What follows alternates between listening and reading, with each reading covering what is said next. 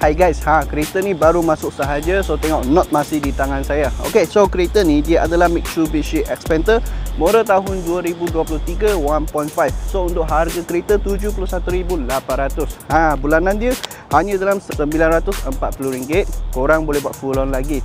Dan yang most important, kereta ni ada full service record dan warranty sampai tahun 2028. Okay guys, mari tengok.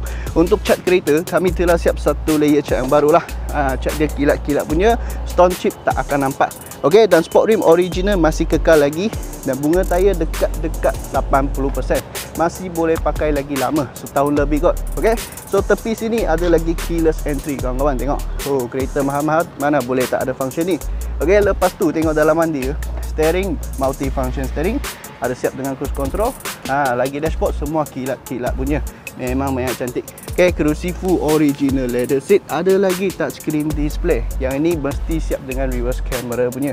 Okay, mari kita tengok. Passenger seat dia memang sangat luas. Boleh muat 3 orang dewasa kawan-kawan. Nak bawa family jalan-jalan, nak bawa 3 bini pergi jalan-jalan pun tak ada problem.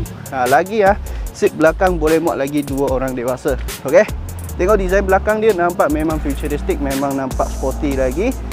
Dalam punya boot tengok. Boleh muat at least 3 hingga 4 luggage. Kalau tak ada bawa full passenger, kerusi dia boleh kena turun. Okay, so kawan-kawan, kalau korang minat dengan Mitsubishi Xpander ni, cepat-cepat roger saya sebab stok memang sangat limited. So itu sahaja kawan-kawan, kita jumpa next review.